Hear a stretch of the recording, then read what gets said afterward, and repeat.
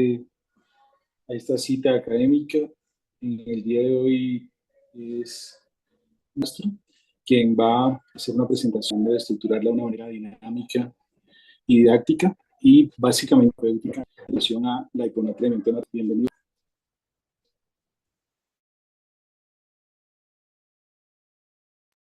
Muchas gracias, doctor. Entonces voy acá a empezar. Bueno, entonces el día de hoy vamos a hablar sobre hiponatremia. Quise titular esto Si yo fuera el sodio y quería hacer una mención hacia el doctor Iván Perdomo, que cuando me encontraba rotando en su unidad, en una discusión académica con varios especialistas de diferentes ramas, él se preguntaba esto: si yo fuera el sodio, ¿qué pasaría en el cuerpo? Y eso se me quedó y por eso quería hacer esta mención para iniciar esta charla, en el cual pues vamos a ver una definición del equilibrio, unas bases fisiopatológicas que vamos a tener, vamos a entender el enfoque de cómo vamos a manejar la hiponatremia, qué debo hacer en el momento de ya me enfrentarme a una hiponatremia y algunos mensajes para llevar a casa. Entonces, para empezar, vamos a definir el equilibrio y vamos a entender que la fisiología del sodio pues va siempre de la mano con el agua. Ya habíamos hablado del agua hace 8 días y el día de hoy pues vamos a entender por qué el sodio es tan importante para nosotros y que su balance está íntimamente relacionado junto al agua. Y donde va el sodio, va el agua y así sucesivamente. En general, en el cuerpo existe una homeostasis y un balance de ingresos e ingresos, los cuales los cambios en alguno de los dos componentes hace que el otro se altere y pueda generar alguna contrarregulación.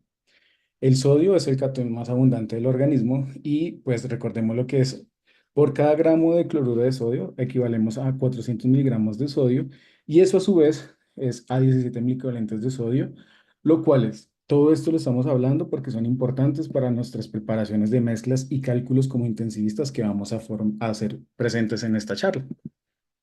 Cuando venimos el equilibrio, pues vamos a ver que tenemos que entender que cuando hablamos del balance del agua y hablamos del balance de sodio, están íntimamente relacionadas.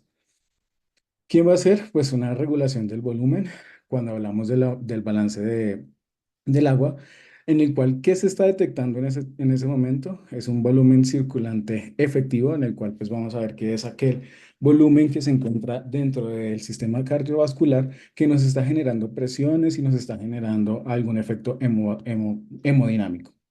¿Quién lo va a censar? Pueden ser un seno carotidio, unas aurículas o la arteriola aferente, que vamos a hablar más adelante. ¿Y quién va a efectuar ese balance de agua? Pues va a ser el sistema nervioso simpático, aumentando el tono de los vasos, el péptido natriurético censando a través de las aurículas un aumento o disminución del volumen, y el sistema renina-angiotensina-aldosterona, que nos va, como vamos a ver, un, finalmente un aumento o disminución del agua. ¿Qué nos va a generar toda esta regulación del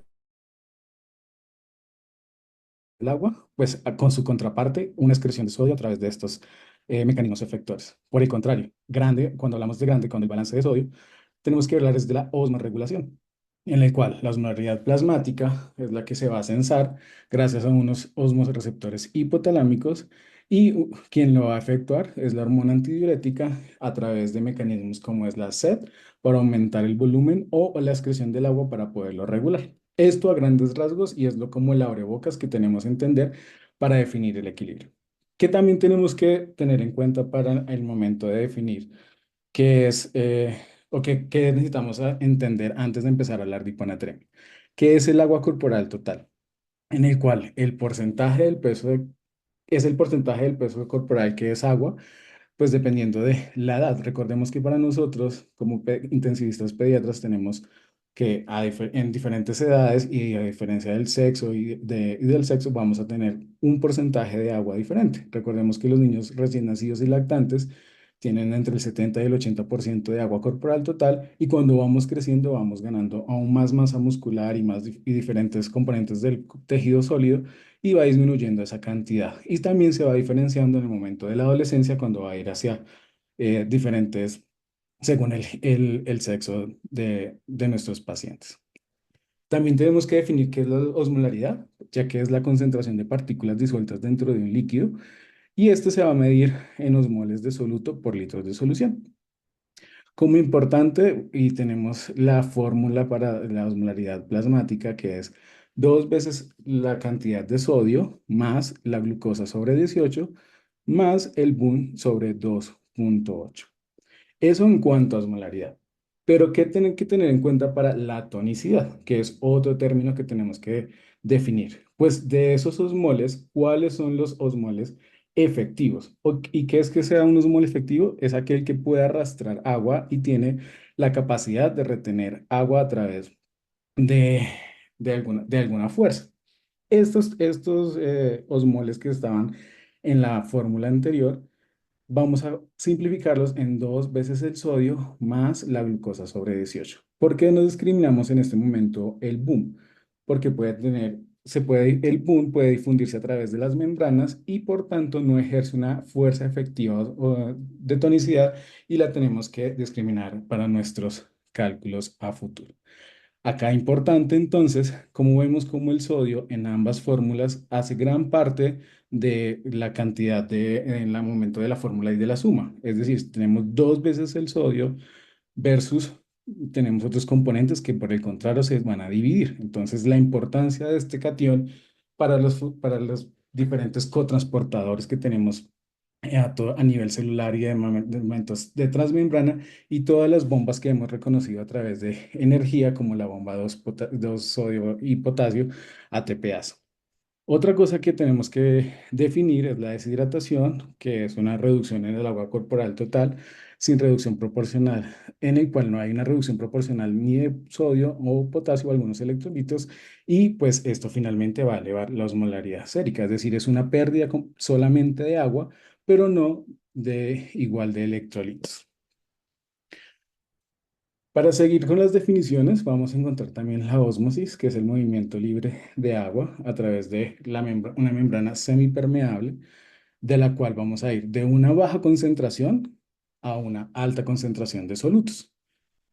Estos movimientos los entendemos y tenemos que entender para poder saber cuáles son los mecanismos contrarreguladores que tenemos en el cuerpo y algunos ejemplos cuando tenemos una célula, por ejemplo, en una solución hipertónica, en el cual hay más solutos en la solución que en la célula, finalmente, ¿qué va a suceder dentro de la célula?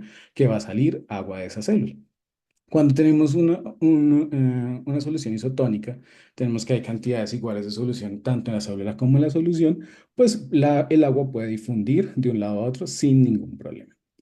Por el contrario, cuando tenemos ante la célula y en el exterior se encuentra en un ambiente hipotónico, pues hay menos solutos en la solución que la célula y eso va a hacer que se arrastre agua hacia adentro de la célula y finalmente se va a dematizar o como nosotros decimos, a hinchar. ¿Qué tenemos que tener? Que la alteración de esas concentraciones de otros iones que no son los, efectivos o no tienen tonicidad, sin cambios en las moléculas osmóticamente activas, pues solo van a tener un cambio de composición, pero no un cambio de tonicidad como tal. Ya definiendo entonces la importancia del sodio, que cómo nos vamos a manejar, entonces ya vamos a entrar a nuestro tema, que es la hiponatremia. La hiponatremia estamos definida como menos de 135 mil equivalentes por litro. Y cuando el cuerpo sensa, como si yo fuera un sodio muy bajo, ¿qué va a pasar en la respuesta fisiológica? Entonces, cuando se va a existir una pérdida de sodio, pero no existe una pérdida de agua, la osmolaridad sérica disminuye, es decir, existe más cantidad de agua para un número de partículas determinado. En ese momento, el cuerpo hace que el ADH, que me sirve como hormona antidiurética, retenga agua, pues en ese momento lo necesitamos porque el cuerpo dice, estoy, por el contrario, lleno de agua. Lo que hace que se disminuya esa hormona antidiurética. Cuando se disminuye esa hormona antidiurética a nivel renal, pues vamos a ver que hay un aumento en la excreción del agua libre, intentando disminuir esa cantidad de agua que está en el momento sensando, y eso hace que al aumentar la osmolaridad de la cantidad de agua que se excreta, la osmolaridad urinaria pues disminuya. Este es uno de los primeros tips que hay que llevarnos para casa y es que la osmolaridad urinaria define una adecuada respuesta renal y esto es lo que pasa normalmente sin ninguna patología cuando se encuentra por alguna razón hiponatremia en el cuerpo. La segunda pregunta que nos tenemos que hacer es, y bueno, ¿y por qué se pierde el sodio? Entonces, puede ser que se pierda porque se entró el sodio a la célula y existe una redistribución del mismo. Hay una pérdida de sodio extracelular que puede ser por un vómito, diarrea o alguna pérdida renal. También podemos ser que se esté reteniendo agua y esa genera como estados edematosos y la cantidad de moléculas de sodio no aumenta, sino la cantidad de agua, y eso hace que haya una hiponatremia dilucional o acumulación de solutos como la glucosa cuando se encuentra en el líquido extracelular, generando pues aumento y arrastre de otros tipos de agua dentro de la célula. Eso, continuando entonces, como cuáles son los mecanismos de regulación normales que tenemos, pues tenemos varios en el cual vamos a hacer mención de los reguladores de los vasoreceptores, en el cual se encuentran en el seno carotidio y en el aparato extraglomerular. Estos vasoreceptores son de alta presión. Lo que hacen ellos es censar el volumen efectivo circulante, que por tanto, cuando se disminuye, se activa este sistema, generando o aumentando el sistema renina-angiotensina-aldosterona. Otros son los osmoreceptores que se encuentran a nivel del hipotálamo, que regulan la tonicidad dependiente de la osmolaridad a nivel renal por medio de la liberación de hormona antidiurética o ADH. Este mecanismo es tan eficiente, pues que si existe solo una variación de un miliequivalente por litro, puede generar inmediatamente el mecanismo de la sed.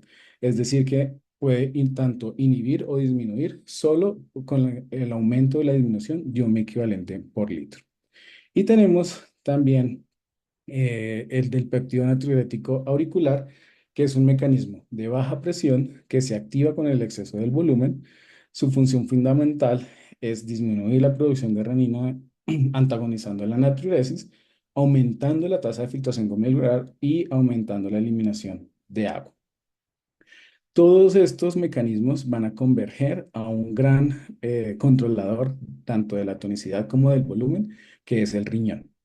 Y por eso es importante que exista una adecuada tasa de filtración glomerular para que el cuerpo pueda regular tanto el agua libre como el sodio en su excreción y pueda tener una adecuada homeostasis ahí en eso. Entonces, cuando tenemos un paciente que ya empieza a disminuir su tasa de filtración glomerular, ya estamos perdiendo un mecanismo y un gran colaborador en nuestra homeostasis del sodio.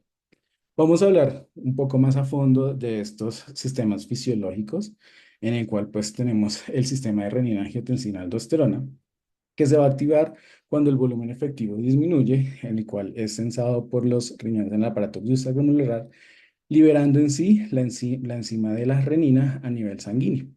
Esa renina se introduce en el plasma y busca el angiotensinógeno, que es una proteína producida por el hígado. Esa, al encontrarse, la angiotensina 1 es hidrolizada por la enzima convertidora de angiotensina 2, generando angiotensinógeno 2 a nivel pulmonar, la cual, esta es una hormona que aumenta tanto la reabsorción de sodio y de agua, aumentando el tono vascular del sistema simpático. La aldosterona, que finalmente es una hormona que conserva tanto el sodio como y secreta el potasio, incrementa la presión sanguínea. Este es un sistema de alta presión y entre las funciones principales también se encuentra el balance de sodio y agua en el túbulo colector cortical, existando una liberación de renina en la disminución de la tasa de filtración glomerular. Finalmente, pues lo que, resumiendo, esto estimula la secreción de hormona antidiurética, generando que existan acoplamientos a nivel renal y mecanismos de la sed. Nuestra protagonista también es la hormona antidiurética, la cual es sintetizada por el hipotálamo. Es una prehormona que posteriormente es guardada en la neurohipófisis, en la eminencia media, donde se almacena en las terminaciones axonales en forma de vesículas.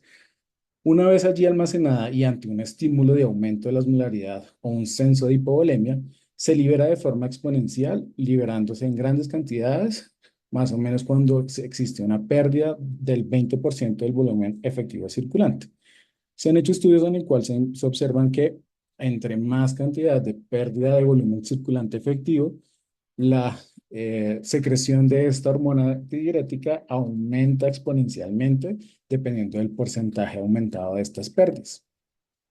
Importante es que esa es controlada por los osmoreceptores celulares y tiene unos receptores a nivel tanto sistémico como renal. A nivel sistémico están los B1, en el cual nos van a ayudar con vasoconstricción, aumentando a través del aumento del caso intracelular, y los de nuestra charla, que son los B2 a nivel del túbulo distal, donde se activan aquaporinas que reabsorben tanto el agua libre debido a una fosforilación de estas mismas y disminuyendo finalmente la osmolaridad sérica gracias a un aumento en el volumen plasmático reteniendo la absorción de agua libre.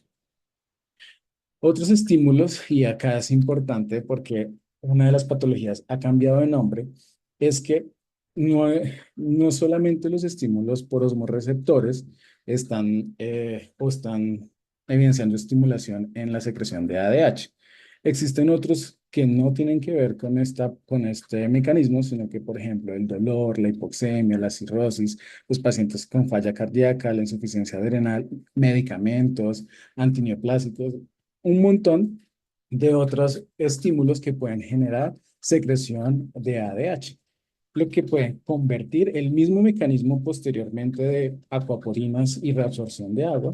Y, y si nos damos cuenta, pues son la gran mayoría de nuestros pacientes los que tienen dolor, hipoxemia, etcétera. Entonces, digamos, por eso también existe ahorita es un síndrome inadecuado de antidiuresis. Cuando nos vamos ya vemos dónde se censa, quién no está y ahora nuestro gran colaborador, el riñón. Aquí traje unas gráficas para mirar más o menos dónde nos podemos como fijar en cada porción del riñón, empezando entonces con el túbulo contorneador proximal, en el cual pues es responsable de la absorción del 70% del agua. Además, también se puede reabsorber glucosa y algunos aminoácidos que se absorben en su totalidad. Mm, Posteriormente, pues ahí también se puede absorber algo de sodio y de cloro, en el cual se absorben de forma más variable según la necesidad de la regulación del volumen corporal y y se reabsorben en proporciones más o menos isosmóticas, de modo que la osmolaridad del líquido tubular permanece igual al plasma durante el recorrido por el túbulo contorneado próximo. Cuando posteriormente pasamos a la rama ascendente o el asa de Henle, en el cual la proporción descendente es impermeable a solutos, pero permeable al agua, lo que produce que haya una concentración en el asa muy alta y que posteriormente, cuando se vaya para el asa ascendente, donde pasa lo contrario, que es permeable a solutos, impermeable al agua, es donde el sodio se va a reabsorber y por medio de transportes más activos, gracias a la bomba que se encuentra de sodio, potasio, 2 cloro, como la tenemos acá en la gráfica, que es importante recordarla, pues allí actúa la furosemida. Continuando en el recorrido del riñón, tenemos el tubo cortoneado distal, en el cual el 3% del sodio que no se absorbe en las partes anteriores, allí se puede absorber por un mecanismo de contrasporte tanto de sodio-cloro, donde allí van a actuar los diuréticos tiazídicos que actúan a nivel de esta bomba. Finalmente, en el túbulo colector, que es muy poco en el sodio donde se va a reabsorber, y pues vamos a ver que es donde va a actuar las acuaporinas y es donde se va a reabsorber gran parte también del agua libre.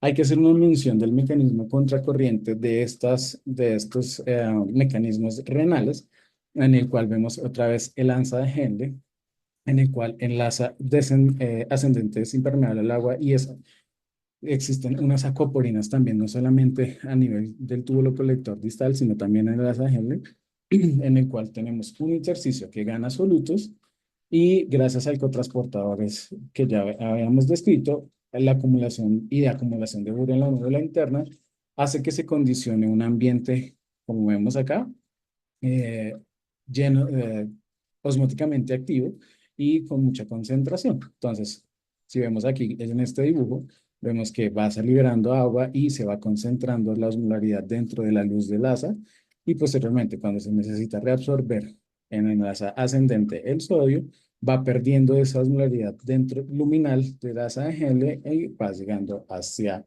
el siguiente túbulo. ¿Qué hace esto finalmente? es que haya en la médula interna una concentración muy alta y los mecanismos que nos puedan generar de movimientos osmóticos cuando se encuentra en el túbulo colector, que se encuentra al mismo nivel de la médula interna, sea mucho más fácil cuando se abren los receptores de acoporina, gracias a la hormona antidiurética, y sea más sencillo poder arrastrar agua hacia el interior del intersticio. Entonces, es un mecanismo que tenemos que tener en cuenta y que nos va a ayudar a favorecer cuando tenemos un gradiente osmótico como tal. ¿Qué pasa entonces? Ya vimos qué pasaba a nivel de los vasoreceptores, del riñón y pues el cerebro no se queda atrás y también va a tener unos cambios fisiológicos cuando se encuentra con hiponatremia.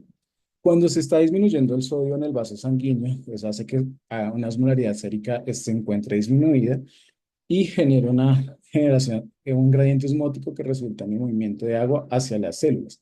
Pero el cerebro se protege y ese movimiento de agua va hacia las células gliales y a las células neuronales. Inicialmente, el líquido intersticial migra hacia el líquido cefalorraquídeo que se desplaza al saco tecal y a la circulación sistémica.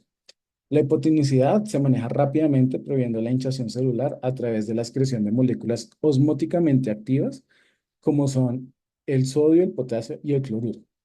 Y eso hace que, por ejemplo, el glutamato también salga y se active disminuyendo ese gradiente osmótico para que no se arrastre tanta agua. Una vez allí, otras células como los astrocitos que se encuentran circulantes a todas las células gliales pueden proteger las neuronas de una edematización activa mediante transferencia de otros aminoácidos osmóticamente activos como son la taurina. Este proceso dinámico se inicia minutos y puede llegar hasta las primeras horas. El volumen de los astrocitos se puede restaurar en un periodo un poquito más prolongado y eso activa una hipotonidad plasmática un poco más crónica que se va hasta las 48 horas, en el cual también intervienen unos polialcoholes y y aminoácidos que generan un proceso como de regulación.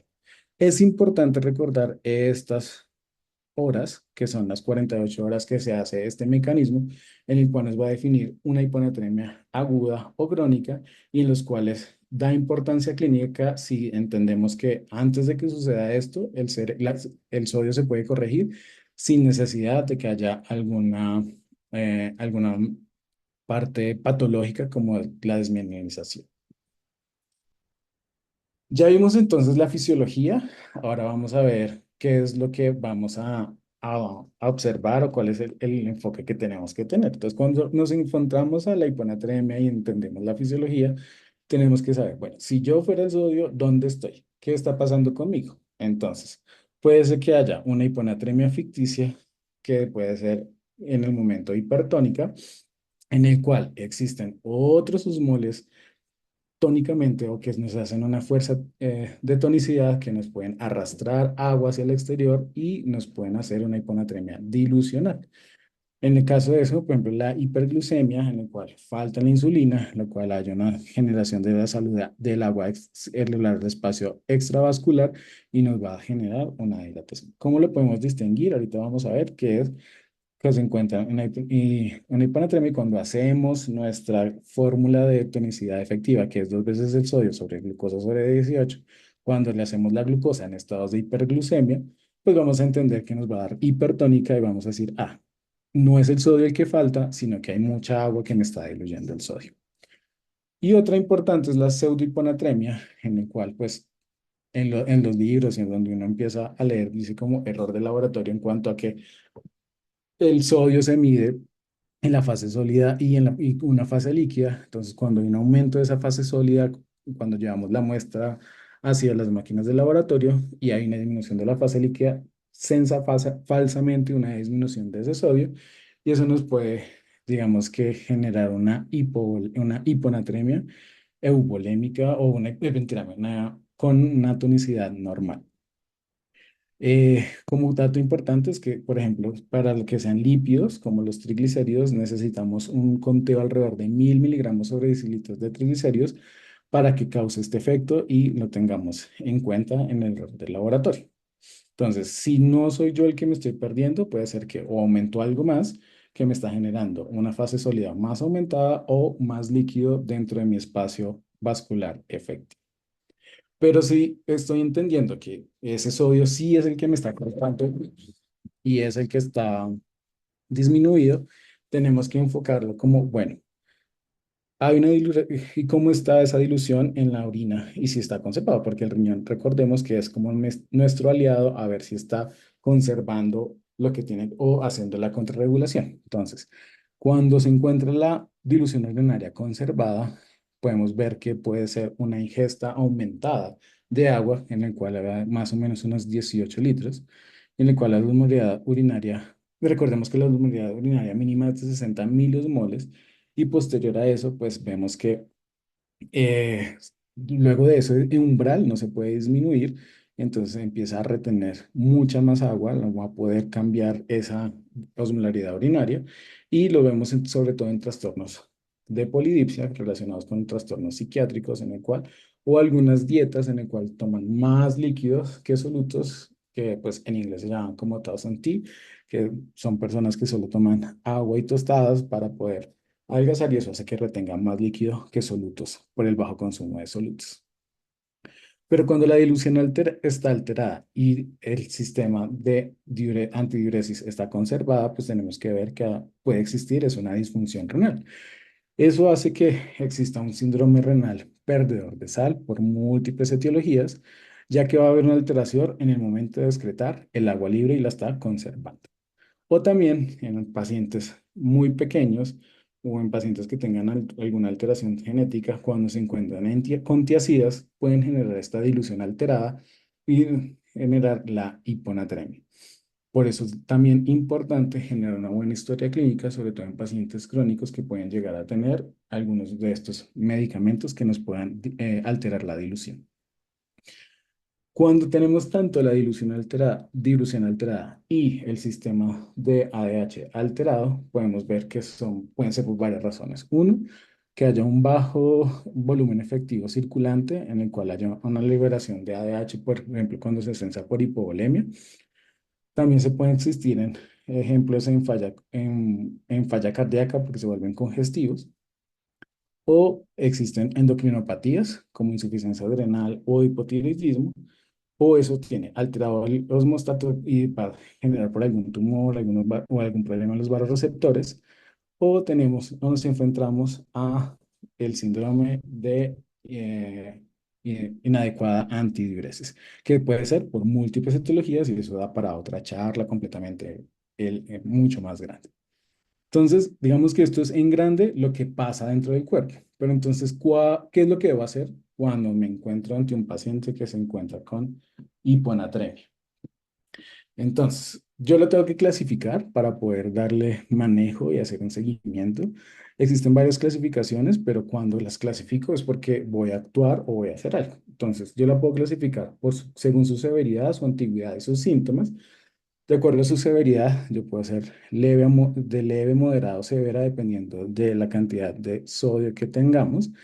Recordemos que severa, según las guías, tenemos tanto la europea en 125 y la americana en 120, pero normalmente lo tenemos en un umbral de 120.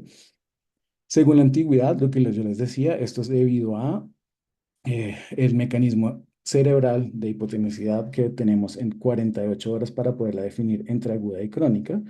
Y las guías recomiendan que si no tenemos un sodio previo y llega el paciente y es el primer sodio que tenemos, siempre sospechemos que es crónica y no nos pongamos a pensar que es agudo. Y según los síntomas, en asintomática, moderada o severa, dependiendo de qué. Pues acá están los síntomas, la sintomatología que puede ser moderada, como podemos encontrar náuseas, confusión y cefalea, y severa cuando ya se encuentra con vómito, estrés respiratorio, somnolencia, convulsión y coma. Y si nos damos cuenta aquí, para hacer como importancia, muchas de las sintomatologías, como se ven del sodio, son neurológicas y hay que tenerlo en el momento de clasificación para ver qué es lo que yo tengo que hacer más adelante. Entonces ya me enfrenté a un paciente que está con hiponatremia. Entonces yo digo, bueno, voy a poderlo clasificar y lo voy a clasificar ya con la sintomatología del primer apellido, segundo apellido y ahorita vamos a ver qué qué es lo que podemos manejar. Entonces, cuando yo me desmonto una hiponatremia, lo segundo que tenemos que hacer es sacar la osmolaridad plasmática. Y vamos a hacerlo con, acá voy a colocar la fórmula, 2 veces el sodio más glucosa sobre 18.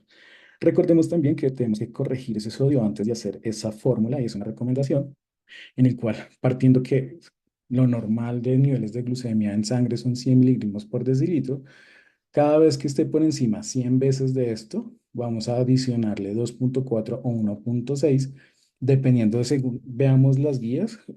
Recuerdo mucho el doctor Mayer nos decía 2,4, pero en otras instituciones he visto como también 1,6. Independientemente cuál cojan, no se han hecho una diferencia como tan importante es para poderla clasificar y tenerlo en cuenta en estados de hiperglicemia. Una vez corregido, yo saco la osmolaridad plasmática y ya lo voy a poner entonces los siguientes nombres. Entonces, yo tengo una hiponatremia, si sale la hipertónica, ya vimos que ahora puede ser algo ficticio por hiperglucemias y ya sabemos que no tenemos que hacer nada con el sodio, sino hacer el manejo de la hiperglucemia. Si es isotónica, ya vemos que es una pseudohiponatremia y pues lo mismo, es algo ficticio, puede ser por triglicéridos, etcétera, y no voy a hacerle absolutamente nada y no tengo que hacer reposición. Cuando me encuentro a una hiponatremia y es hipotónica cuando hago la osmolaridad, entonces ahí es la siguiente pregunta. Bueno, es hipovolémica, euvolémica e hipervolémica. Esto en cuanto a la clínica. A veces no es tan fácil poderlas distinguir. La hipovolémica es el paciente completamente deshidratado, hipervolémica son estados edematosos, pero cuando uno va y se enfrenta a un niño, a veces no es tan fácil y tan sencillo, y por eso pues vamos a hacer que en el abordaje clínico no solamente vamos a hacer una historia clínica completa, sino también con paraclínicos. Entonces, en la enfermedad, cuando yo ya veo que es hipotónica euvolémica, podemos decir, bueno, tiene una enfermedad crónica o tiene algún medicamento que me altere el sodio. Hay una alteración, obviamente, de la volemia, o tiene una osmolaridad urinaria o pseudourinario, o tiene alguna, y dependiendo de eso, si ya aún sigo sin entender qué, pues qué pruebas especiales puedo tener en ese momento. Entonces, ¿qué debo hacer? Tengo los ya que ya no es tan evidente. Yo digo, bueno, tengo la hipotónica, es euvolémico y no sé en este momento cómo lo puedo clasificar. Es importante hacer una oportuna osmolaridad de urinaria y un sodio urinario. La osmolaridad urinaria, les traigo la fórmula, es densidad urinaria menos 1000 por 40. Lo normal es 1000 milosmoles. Y un sodio urinario que el nivel normal va de 20 a 40 mil equivalentes por litro. Ante eso tengo tres escenarios. Tengo una osmolaridad baja, un sodio urinario bajo, en el cual puede ser por polidipsia o ansiedad en resolución. Tengo una osmolaridad muy alta, es decir, existe una concentración y un sodio urinario alto. Eso puede ser un hipotiroidismo, una insuficiencia renal con SIEDA o un SIAD. O tengo una osmolaridad urinaria alta y un sodio bajo. Eso es por activación del sistema renina-angiotensina-aldosterona, una hipovolemia o un volumen circulante insuficiente. ¿Qué pruebas especiales puedo tener? Puedo tener, además de esto, electrolitos urinarios para valorar una valoración y de una función renal, niveles de ácido úrico, en el cual podemos saber que están reducidos en el SIAD y nos va a estar correspondiendo con un riñón perdedor de sal. El valor crítico es una fracción excretada de ácido úrico por encima del 10% cuando hemos hecho las correcciones pertinentes y aún persistimos con la hiponatremia y es de difícil control. Al igual como electroforesis para poder mirar si hay proteínas o triglicéridos que nos están haciendo a un agente isosmótico y una neuroimagen para no descartar que hayan tumores a nivel de los varoreceptores o osmorreceptores.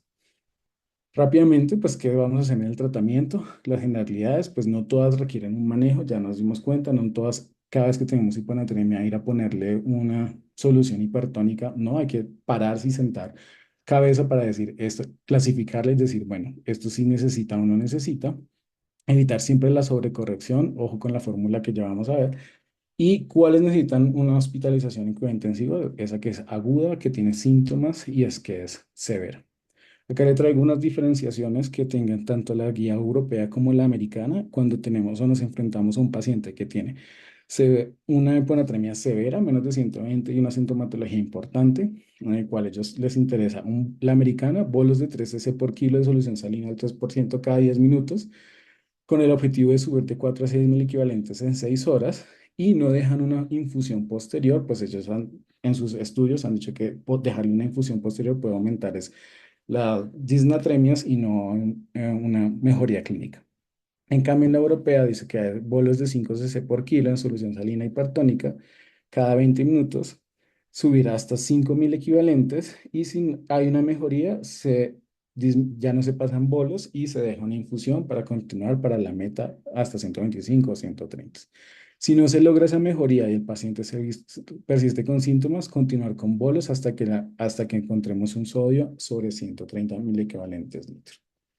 En la parte moderada, cuando tenemos una hiponatremia moderada, pues en la americana vemos que tenemos sodio por debajo de 120.000 equivalentes. Cuando lo tenemos por debajo de 120 equivalentes litro, una infusión de 1 a 2 cc kilo hora de solución salina hipertónica. Y cuando tenemos un sodio por encima de 120, hacemos solo manejo etiológico, no tenemos que hacer reposición de sodio.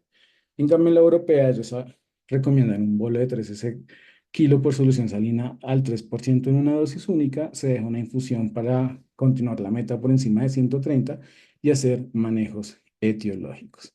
En la aguda, como dijimos, tienen de 48 horas, que es muy parecido, bolos de 3 cc por kilo en solución salina al 3%. Y acá importante es sin límite de corrección. Recordemos que como tenemos las primeras 48 horas, el cerebro todavía no se ha regulado en su parte hipotónica, entonces no existe peligro de alguna recurrencia en la parte neurológica. Y la europea son más tranquilos, ellos dicen, si hay un descenso, como es aguda, es porque tengo un sodio previo en las primeras 24 horas normal, y si ese descenso es más de 10.000 equivalentes por kilo, el bolo puede ser de 5 cc por kilo en solución salina únicamente, y si el descenso es menos a eso, solo se hace tratamiento etiológico y no hay ningún problema. Pero cuando nos enfrentamos a la crónica o no sabemos cuánto llevaba de, de hiponatremia, entonces pues nos han enseñado la famosa fórmula de Adroguema Díaz, en el cual pues vamos a ver que hay un cambio en el sodio sérico dependiendo del agua corporal total. Sin embargo, como nos dimos cuenta en las guías, ninguna la utiliza, pues eso ha tenido como cada vez que se usa y lo colocamos y a veces nos hemos dado cuenta, el sodio sube, aumenta o baja o no aumenta lo que realmente están haciendo porque los compartimientos de las diferentes partes del agua corporal total que tenemos, pues no va, la distribución no es tan literal como lo está haciendo la fórmula. Recordar que no vamos a hacer una velocidad de cambio de más de 10.000 kilómetros día en 24 horas o más de 18 en 48 horas y que también hay que corregir la hipocalemia, pues permite también el intercambio del guión cuando nos encontremos porque son los medicamentos efectivos y hace una corrección un poco más rápida. ¿Qué pasa si corregimos o nos pasamos de esa velocidad? Pues existe el riesgo del síndrome de desmilinización osmótica, tanto pontífica y extrapóntica, pues digamos que ya no solamente es a nivel de póntico, y son estos pacientes que pueden tener factores de riesgo, como son pacientes que tienen previa hipocalemia, pacientes desnutridos, enfermedad hepática o pacientes quemados en los cuales decía, hacemos una corrección de la hiponatremia, pues va a generar gradientes osmóticos en el comportamiento intracelular que van a resultar que el agua por fuera del compartimiento se aumente y haya una concentración intracelular de electrolitos, generando una encefalopatía y una desmielinización. Mm, una mención importante para el glutamato, en el cual cuando esta sale de la célula es la que está más relacionada con los pacientes que sufran convulsiones. Y cuando uno lee, yo había leído muchas veces, tenga en cuenta siempre este síndrome de desmemorización, pero nunca, yo no había leído cómo se corregía y pues acá traigo este cuadrito rápido. Si nos enfrentamos a eso por alguna razón, el tratamiento es desmopresina de 1 o 2 unidades subcutáneas, colocar dextrosa al 5% y hacer una restricción hídrica para que no exista. Se le puede colocar también un poco de infusión de hipertónica, pero no está recomendado y hay que seguir evaluando individualmente al paciente. Entonces yo hice el contrario esta vez, en el cual pues les traje como un panorama de la hiponatremia, cómo clasificarla y cómo tratarla, y quería ya finalizar como pues la importancia que tenemos de este catión tan importante, en el cual pues ya todos sabemos que está relacionado mucho con la mortalidad, con la estancia hospitalaria, con aumento en la ventilación mecánica, y que se hizo en Arabia Saudita en el año 2018 que salió, del 2019, y me llamó la atención y quería traer a ustedes es que la gravedad de la hiponatremia se asoció significativamente con una puntuación en esos pacientes con un PRINCE por encima de 10. Y pues a esos pacientes que son más graves en el momento de hacer una clasificación al ingresar a la unidad de cuidado intensivo y hay que tenerlo en cuenta entonces porque generaron mayor mortalidad. Y para finalizar, pues un estudio local de la Fundación Candifatil, el doctor Fernández et al., en el cual pues miramos, su objetivo fue mirar en los pacientes que ingresaban a la unidad de cuidado intensivo la asociación entre hiponatremia y esas soluciones de mantenimiento que se les coloca, en el cual reportó que cada uno de cada cuatro pacientes tenía una hiponatremia aguda. Fueron más o menos 503 pacientes en el cual se miraron tanto isotónicos como no balanceados. Y pues además de esto miraron que las soluciones hipotónicas provocan una mayor estancia hospitalaria definitivamente por la hiponatremia, así como las que son balanceadas tienen un menor riesgo de desarrollar disnatremias a futuro. No solamente encontraron esto y esta relación, sino que en los pacientes que ingresaban por alguna de los factores que yo les decía que no podían ser osmóticos que liberan ADH, como son las neurocirugías, las cirugías o los traumas, pues también estaban más asociados a esas disnatremias. Entonces, ¿qué mensajes para llevar a casa? Y espero pudieran entender un poco más la hiponatremia, pues conocer la fisiología permite una adecuada aproximación clínica. Una correcta clasificación nos va a poder guiar el tratamiento. La corrección de sodios en tiempos precisos pues, nos puede evitar complicaciones y siempre hay que tener en cuenta las condiciones tanto crónicas y agudas y no solamente colgarle una solución hipertónica al paciente que tiene hiponatremia. Muchas gracias.